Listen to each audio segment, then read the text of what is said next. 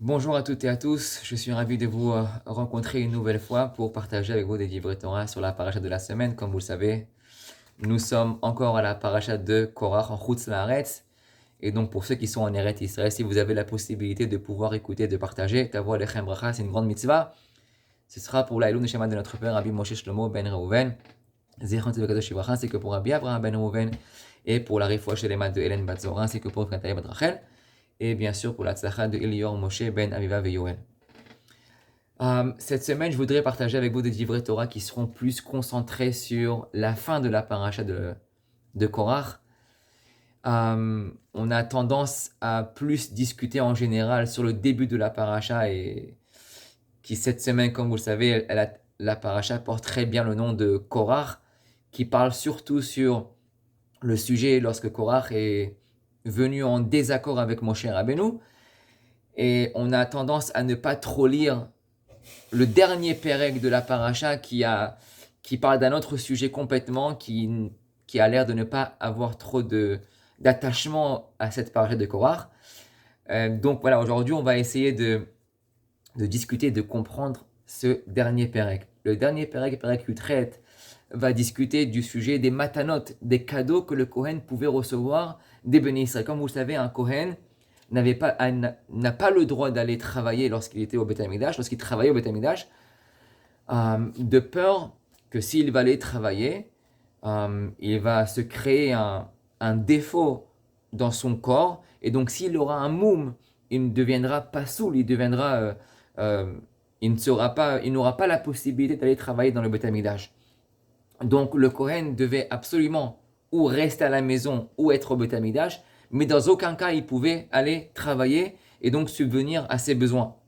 Donc la seule manière qu'un Kohen pouvait avoir pour pouvoir nourrir sa famille, ses enfants, sa femme et ses enfants, ce sera grâce aux matanot, aux cadeaux qu'un Ben Israël pouvait emmener au Ben Israël. Quand par exemple, si on a un champ, les fruits qui vont pousser, le Ben Israël va devoir donner une trouma, un prélèvement au Kohen. De la même manière aussi, un Lévi, lorsqu'on va donner le Ben Israël va donner 10% au Lévi, ce Lévi va devoir donner 10% de ce qu'il a reçu au Kohen Gadol. Ça s'appelle, en hébreu, on appelle ça Maaser Mina Maaser.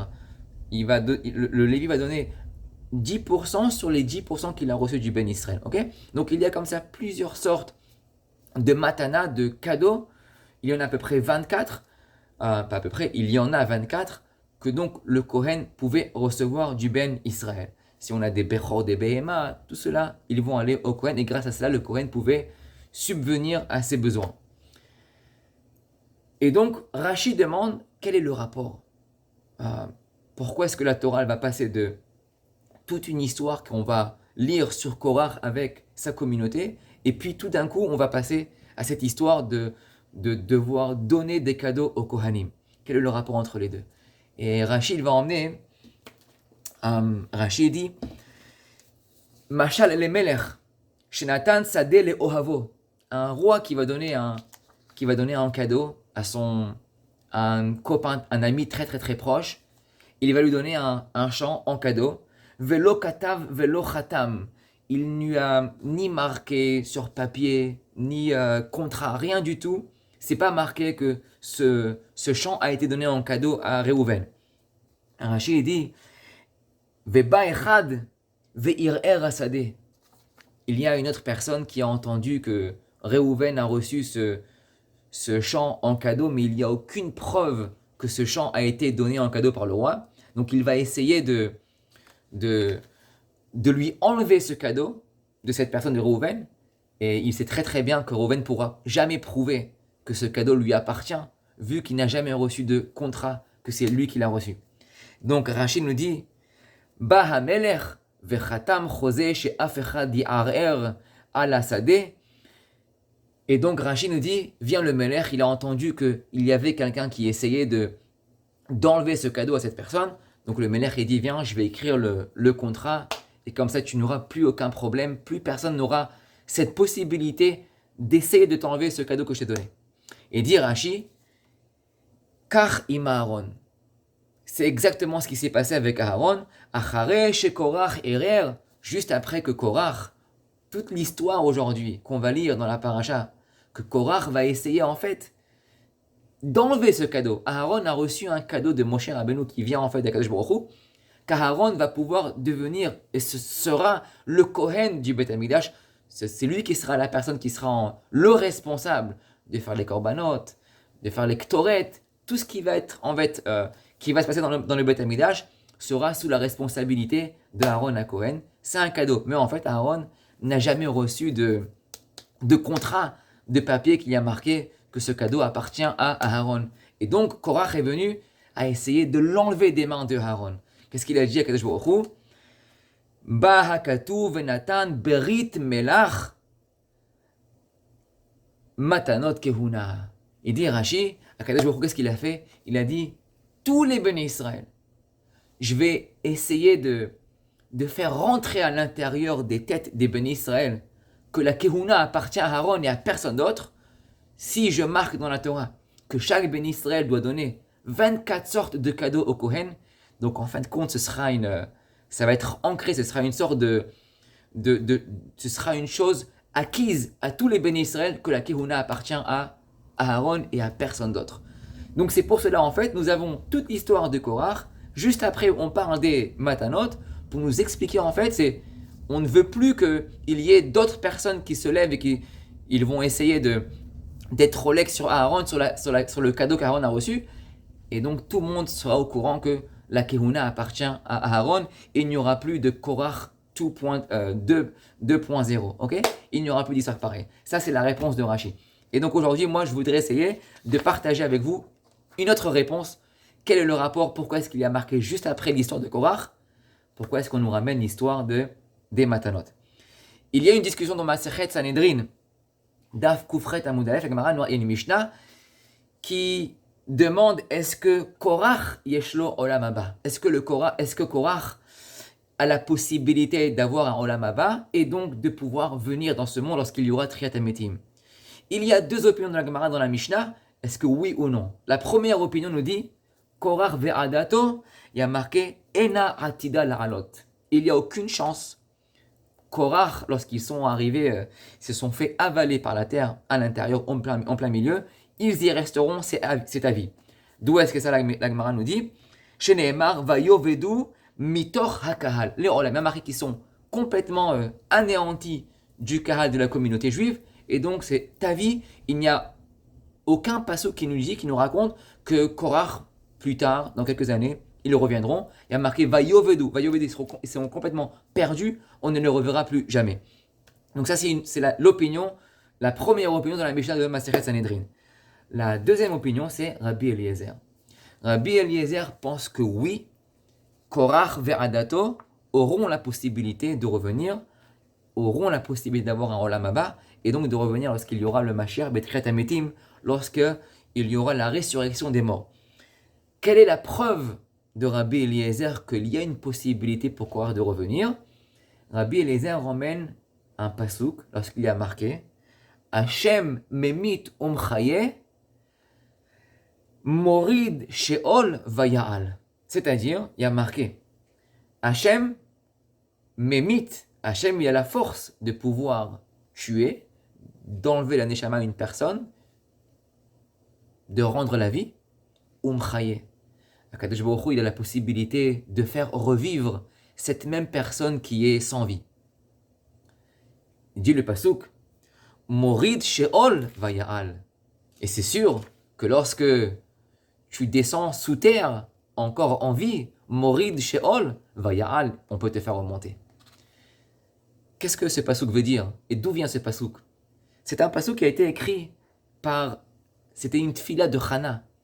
Chana a dit ces mots. Chana a prié à Hachem, c'était une prière. Chana a dit que si Hachem, tu as la possibilité de redonner la vie à une personne qui n'a plus sa vie, qui était morte, si tu peux redonner la vie à une personne morte, kol sheken, que tu peux faire remonter une personne qui est encore en vie, morid sheol vaya'al, de la faire remonter, c'est super facile. Pourquoi est-ce que Chana a fait cette prière? Cette prière a été faite par Chana spécialement pour Korach. Chana a prié pour que Korach il puisse revenir lorsqu'il y aura Triat HaMetim. Pourquoi est-ce que Hana a prié pour Korach? Depuis quand Hana, elle a absolument besoin de se sentir responsable de Korach et de prier pour lui? Le Maharsha explique, comme vous le savez, quelle a été la raison principale. Qu'est-ce qui a poussé Korach à aller en marloquette, en désaccord avec Moshe Rabbeinu, sans avoir peur que quelque chose va lui arriver? C'est un peu quand même, on va dire, suicidaire de tenter sa chance devant Moshe Rabbeinu et devant tout le Ham Israël, de dire moi, c'est moi qui ai raison et pas toi. Il faut vraiment être très très fort, mentalement avoir des preuves très très fortes pour dire rien ne m'arrivera. Donc la Maharsha nous explique, comme on sait dans la Gemara, que Korach avait Ruach HaKodesh. Korach n'était pas un Racha Merusha. Korach était un Lévi, était Talmid Chacham, il a eu Ruach HaKodesh, et il a pu voir que dans quelques générations, il va avoir un petit-fils qui va naître, qui s'appellera Shmuel. Et comme vous le savez, Shmuel, la Gemara nous dit, la grandeur de Shmuel était aussi grande que Moshe et Aaron ensemble. Les deux réunis, ça a été Shmuel. Il a dit, Korach, si je vais avoir un futur avec quelqu'un qui va naître comme Shmuel, c'est sûr que rien ne m'arrivera. Si Korach dit, si quelque chose m'arrivera aujourd'hui, comment je pourrais avoir quelqu'un comme Shmuel?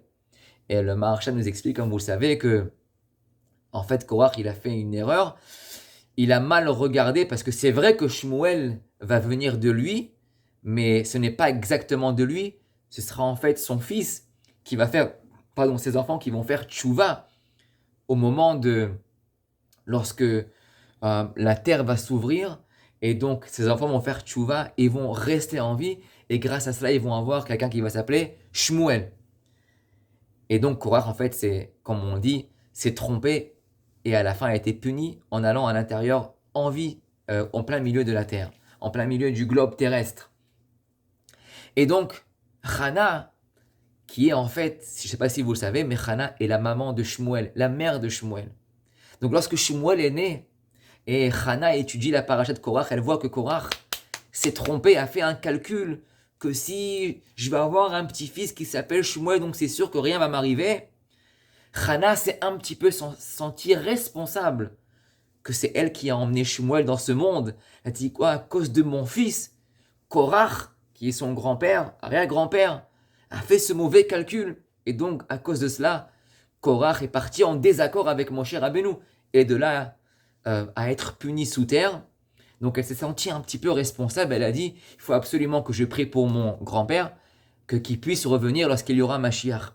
Et donc, c'est pour cela qu'elle a dit, Hashem emitum chaye.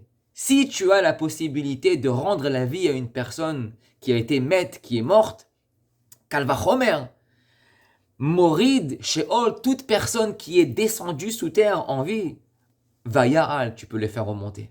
Ça, c'était la prière de Hana. D'où est-ce que on sait cela aussi?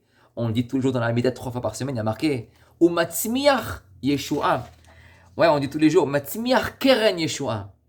Matzmiach, c'est un mot qui veut dire, Matzmiach, ça veut dire de pousser, quelque chose qui vient de sous terre et qui sort sur la terre. Quelle est la Yeshua? Quelle est la délivrance qui va venir de sous terre sur la terre? En général, on utilise le mot Matzmiach, Tsomeach, pour une plante qui vient de sous terre et qui grandit, qui pousse sur la terre. Maintenant, on prie Umatzmiach Keren Yeshua. Quelle est la délivrance que maintenant on prie, qui va venir de sous terre et de venir sur terre?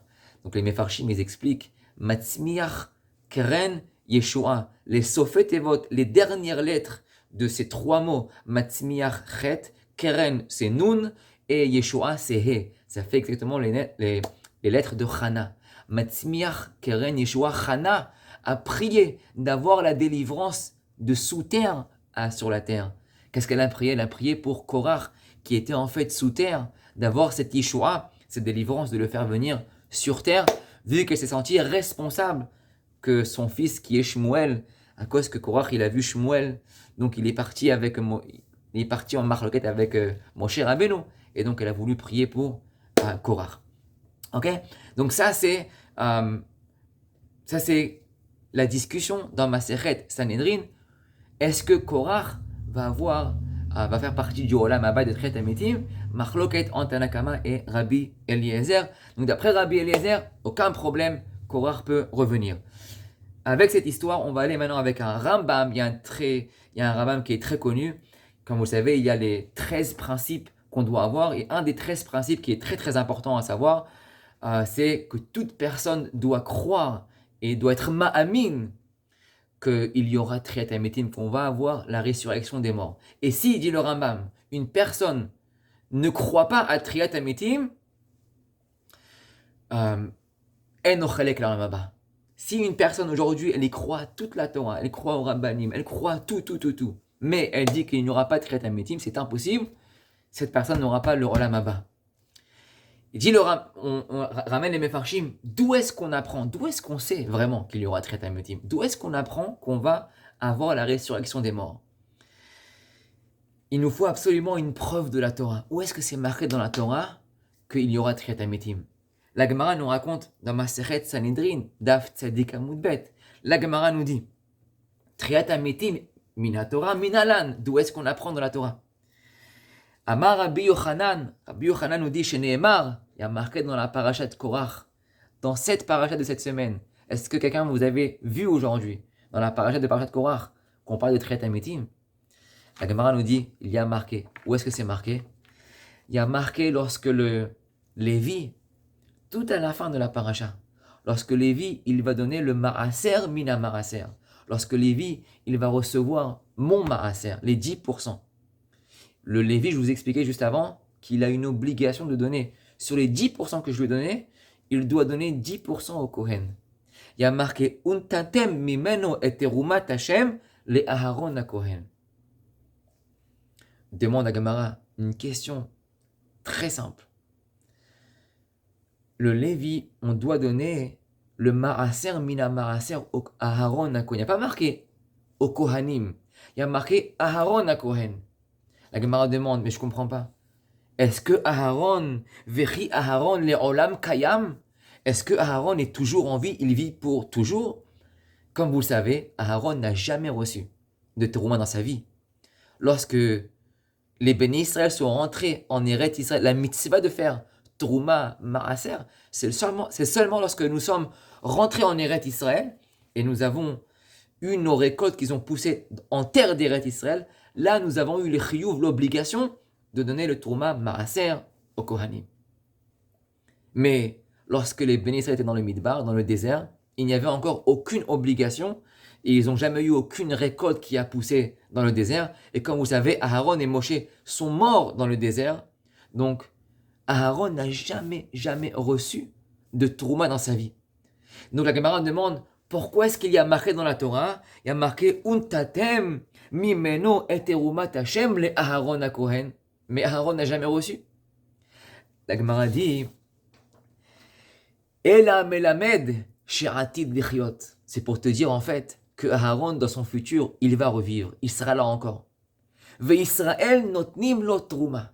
Et les bénis Israël donneront, chaque béni Israël donnera la trouma au chaque Lévi, Maaser, Mina Maaser, Aaron à Kohen.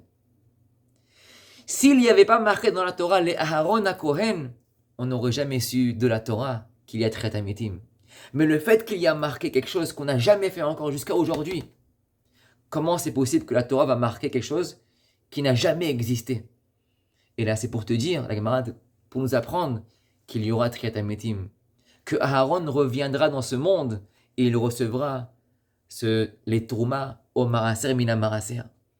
Donc de ce passage qu'on apprend, dans cette paracha, de parachat Korach, on apprend qu'il y aura Triat HaMetim, il y aura la résurrection des morts grâce à la paracha de Aaron.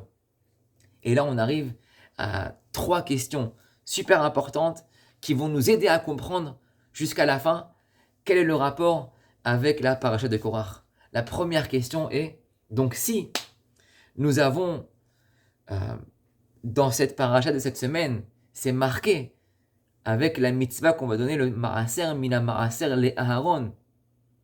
De là, on apprend qu'il y aura Triat HaMetim. 3 questions. La première, pourquoi est-ce qu'on a choisi la paracha de Korach pour nous apprendre qu'il y aura Triat HaMetim? Pourquoi est-ce qu'on a choisi Dafka Aharon qui n'a jamais reçu de Trouma pour nous enseigner que plus tard il va revivre. Donc on a utilisé Aaron pour nous apprendre que on recevra il y aura Tchiat HaMetim. Et la troisième question c'est pourquoi est-ce que Dafka on nous a écrit on va donner à Aaron l'histoire avec Maraser Mina Maraser. C'est marqué juste à Aaron à Kohen lorsque Lévi va donner le Maraser, les 10% des 10% qu'il a reçus. Donc, pourquoi Dafka, cette histoire de Maraser Mina Maraser a été choisie pour nous apprendre qu'il y aura Tchiat HaMetim. Pour être zoché on va dire comme ça, on va pas dire pour être zoché de Tchiat HaMetim, mais on va dire comme ça, il y a marqué dans la Gemara Masechet Sota, il y a marqué Kol Hamidgae, toute personne qui s'orgueille, En Afaro Nin'ar, En Afaro Nin'ar, sa poussière, si on traduit, ne bougera pas. La Gemara va nous dire, si on comprend bien, la Gemara nous dit qu'il y a un cas possible que si on fait partie de ce cas-là, on n'aura pas de Tchiat HaMetim. Si la Gemara nous dit Kol Hamidgae, si tu t'orgueilles, En Afaro Nin'ar. Si la personne elle agit avec un ava, la personne elle est humble, on pourra revenir à Pharaon Nin'ar. Mais si une personne elle s'orgueille, elle ne reviendra pas En Pharaon Nin'ar. D'où est-ce que ça, Gemara? D'où est-ce qu'elle apprend ça que si une personne elle est midgae, elle ne pourra pas revenir? Il y a marqué dans le pasuk chez Nehemar, il y a marqué dans Tehilim, Hakitsu veranenu shochne afar. C'est quoi Hakitsu veranenu shochne afar? Hakitsu, ça veut dire se lever, se relever. Ranenu, pour chanter à Hachem. Shochne afar, shochne ça vient du mot shachen, le voisin. Afar de la poussière, de la terre. Et donc, la Gemara nous raconte quelles seront les personnes Hakitsu qui se relèveront de sous terre, qui se relèveront, Ranenu et qui chanteront à Hachem, Shochne Afar, seulement les personnes qui sont les voisins de la poussière. Ça veut dire quoi les voisins de la poussière? Toute personne qui pendant sa vie a agi comme la poussière, comme la Afar, Anochi Afar va Efer, comme il a dit Abraham Avinu, comme il a dit Moshe Rabbeinu. Toute personne qui a été voisin avec la poussière, avec la Adama, qui se considérait tout le temps comme Afar, Hakitsu veranenu, ces personnes-là se relèveront et ils chanteront à Kadosh Baruch Hu. Donc de là on apprend, dit la Gemara, que si une personne, elle agit avec Ga'ava, avec orgueil, il n'y aura pas le Hakitsu veranenu, il n'y aura pas on ne pourra pas se relever. Dit le Ben Ishraï, lorsque Korach, il va chez Moshe Rabbeinu, il dit Moshe Rabbeinu, Madoua titnaseu al kehal Hashem. Il dit mais pour qui vous vous prenez? Pourquoi est-ce que tu choisis pour toi-même, tu donnes à Aaron d'être le Kohen? En deux mots, Korach, il pense que Moshe Rabbeinu, ou Madoua titnaseu, ou le mot titnaseu vient de une personne qui se prend pour quelqu'un de grand, quelqu'un qui a de la ga'ava, qui a de l'orgueil. Mais Korach se trompe complètement. Korach, tu te rends pas compte que tu accuses la personne qu'on a dit dans la Torah qui était Moshe, c'était la personne Hachi Anav Barolam, la personne la plus humble dans ce monde. Comment est-ce que Korach peut venir accuser Moshe Rabbeinu d'être d'être une personne orgueilleuse? Umadoua titnaseu al kehal Hashem. Mais en fait, c'est Korach qui voit lui-même. Qu'est-ce qu'il a en lui-même? Comme on dit dans la Gemara, qu'une personne, elle voit chez quelqu'un d'autre le moum qu'elle a, le défaut qu'elle a elle-même. Donc lorsque Korach vient chez Moshe Rabbeinu, et il se plaint de son orgueil à Moshe Rabbeinu, d'avoir choisi Aaron, d'avoir choisi sa famille pour lui donner la kehuna, c'est lui-même Korach qui est le plus orgueilleux. Qui c'est qui doit être entre un Kohen et un Lévi? Qui c'est qui doit être le plus anav de tous? Un Kohen ou un Lévi? Bien sûr, le Kohen est la personne qui qui doit agir, qui doit se conduire avec plus de anava que le Lévi. Pourquoi? Parce que le Kohen, c'est lui qui est le plus proche d'Hachem. Et Akadosh Baruch Hu, il a dit dans la Gemara, il a marqué, Hachem ne peut pas cohabiter avec une personne qui est orgueilleuse. Le Lévi, il n'avait pas la proximité qu'avait un Kohen avec Hachem. Donc le Lévi, il doit être aussi Anav, mais pas aussi Anav que le Kohen. Le Kohen, il rentrait dans le Kodesh HaKodashim, il devait cohabiter avec Hachem. Si une personne, elle devait être Ga'aftan, elle n'avait aucune chance de pouvoir rentrer dans le Kodesh HaKodashim. Elle pourrait pas travailler avec Akadosh Baruch Hu. Donc, vient Moshe Rabbeinu et il dit à Korach, Korach, tu te plains que moi, je m'enorgueille et que j'ai pris la Kehuna pour mon frère Aharon. Qu'est-ce qu'il lui dit Moshe Rabbeinu à Korach? Il lui dit, Hama'at Mikem. C'est quoi Hama'at Mikem? Jusqu'à aujourd'hui, moi j'ai toujours compris Hama'at Mikem, ça voulait dire, est-ce que d'être un Lévi c'est quelque chose de petit pour toi? Hama'at c'est quelque chose de minoritaire pour toi? Hama'at Mikem. Mais en fait, c'est pas vraiment ça le pshat.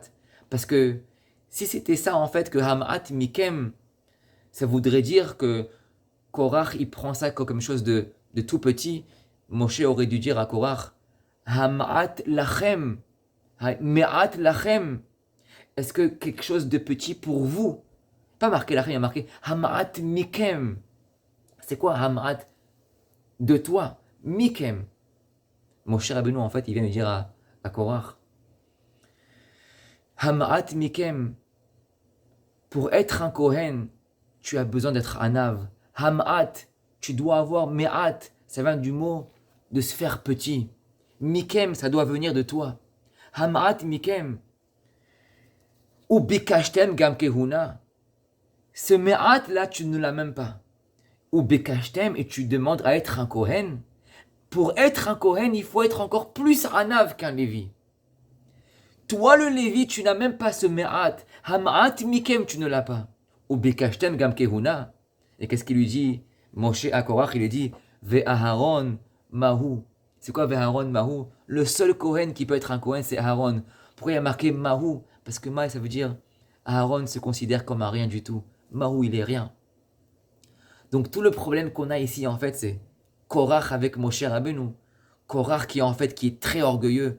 Il a cette ga'ava là. Et Moshe qui est leur anav, qui se fait accuser par Korach d'être un grand ga'aftan. Et Moshe qui lui répond, mais c'est tout l'inverse.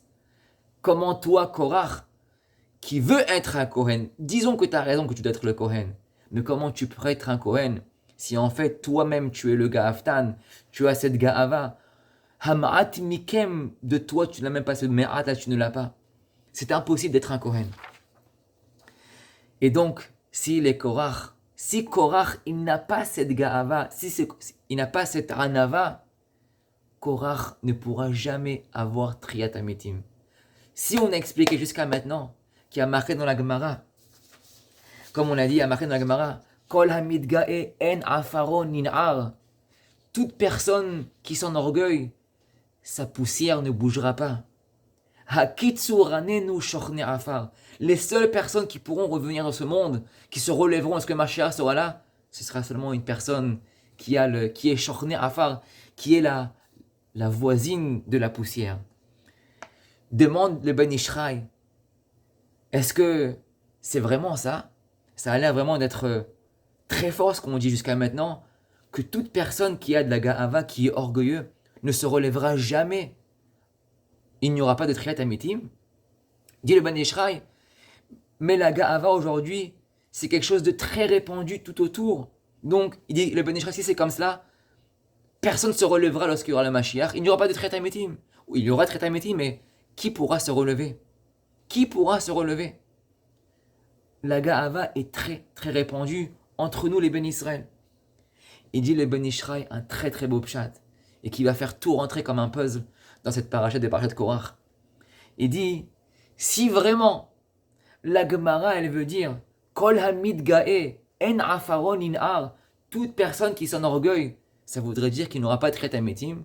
La Gemara aurait dû utiliser un mot très simple. Kol hamid ga'e en lo Triyat Ametim. Il n'aura pas de Triyat Ametim. Mais la Gemara a choisi un autre sens, des autres mots à choisir. Kol hamid ga'e En afaro nin'ar. Pour lui, le Ben Ishraï, ça ne veut pas du tout dire, mais du tout, qu'une personne qui est orgueilleuse ne se relèvera pas lorsqu'il y aura le Mashiach, qu'il n'y aura pas de Triat Amitim. Pas du tout. D'après le Ben Ishraï, il aurait dû marquer Kol Hamid Gae Eno Triat Amitim.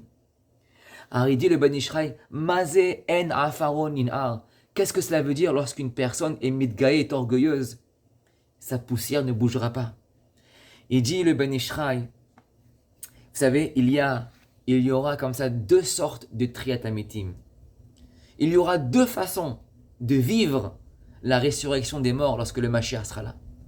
La première, il dit le Ben Ishraï, Kemo Ben Adam Yoshen, c'est-à-dire comme une personne qui est en train de dormir, qui passe une très très bonne nuit et qui se lève le matin, il ouvre les yeux, le soleil est là, les palmiers sont en dehors de la fenêtre, sur la rue, et il se sent en très bonne forme, en bonne santé, et sa mère, il est très content.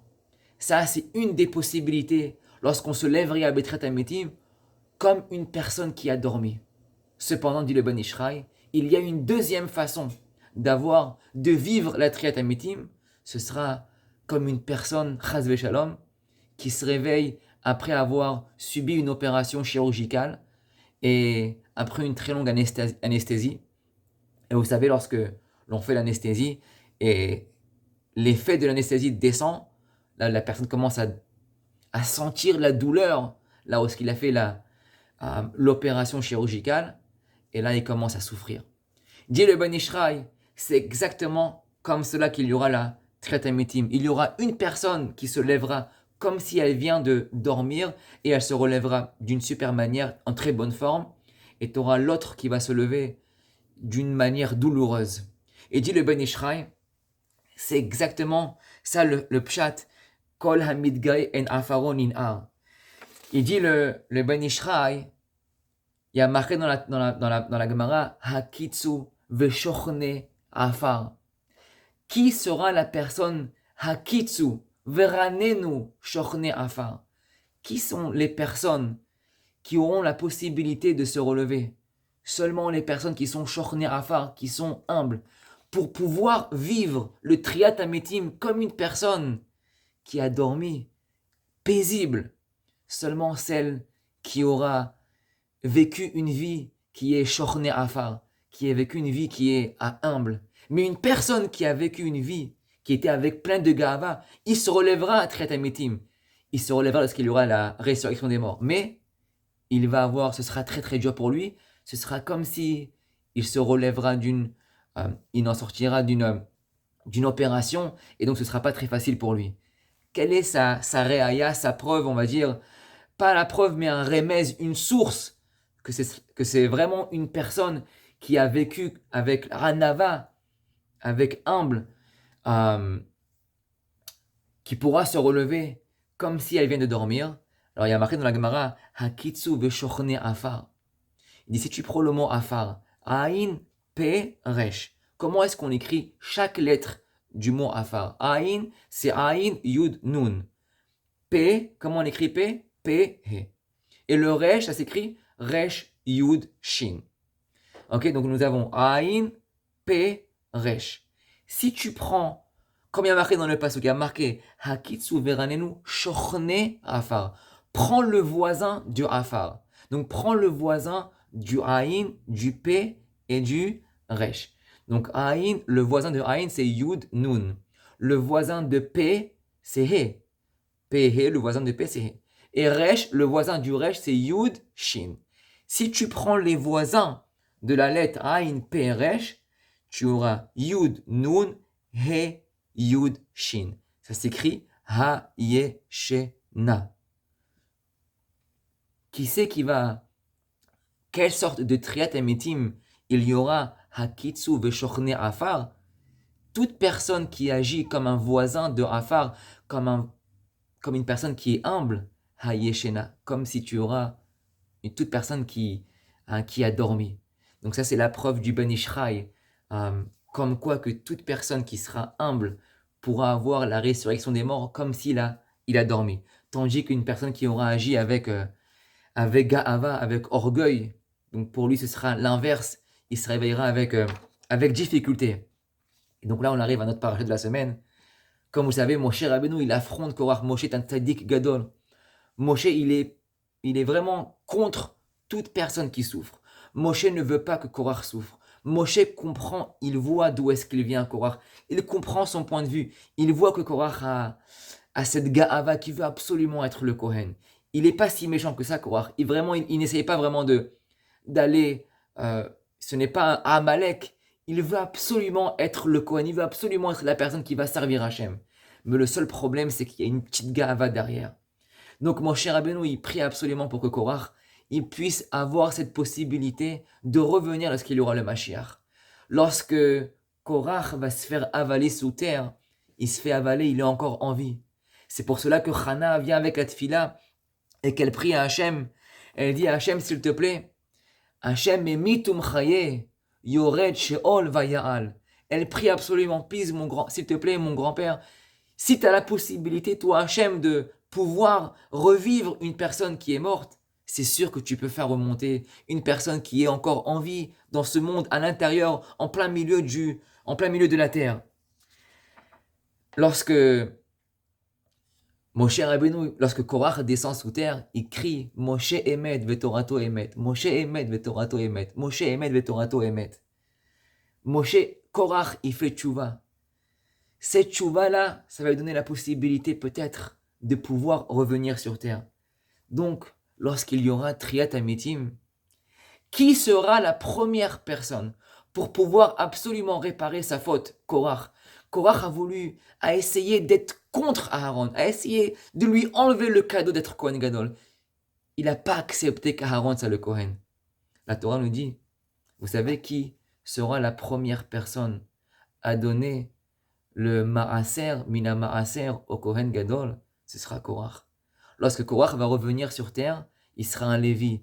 Lorsque Aaron va revenir après Triat Amitim, il sera un Kohen. La Torah nous dit, le premier pasouk dans Perek, lorsque on parle du mot de Aaron à Kohen, comme je vous ai dit, il y a marqué juste après. Il y a marqué dans la Torah, je relis encore ce pasouk qui est magnifique, qui rentre vraiment dans les mots. Il y a marqué, Vaidaber Hashem el Aaron. Et il y a marqué, Venershav, Ken tarimu gam atem terumat Hashem. Untatem mimeno et terumat Hashem le Aaron à Kohen. Ça, c'est un maaser que du Lévi. C'est un maaser qui vient de Korach. Il y a marqué Dafka le Aaron. Il n'y a pas marqué à tous les Kohanim comme les autres maaser. Pourquoi? Parce que Moshe Rabbeinu, il veut absolument que Korach revienne.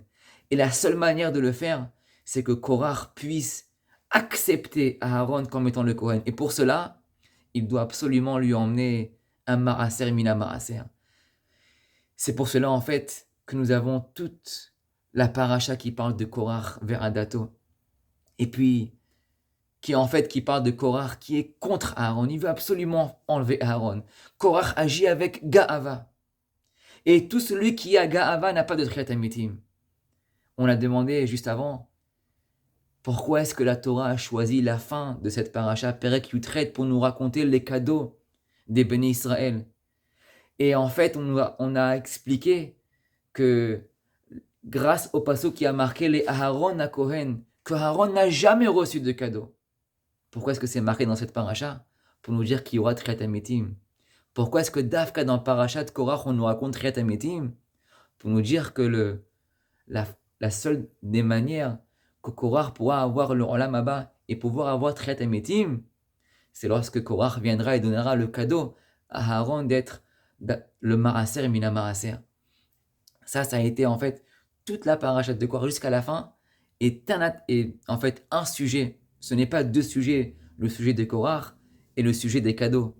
Les sujets des cadeaux et le sujet de Korach sont connectés ensemble, que la seule des manières de Korach de pouvoir revenir, ce sera d'agir avec Anava, à accepter Aaron en étant le Kohen Gadol et de lui donner le Trouma de Maaser Mina Maaser.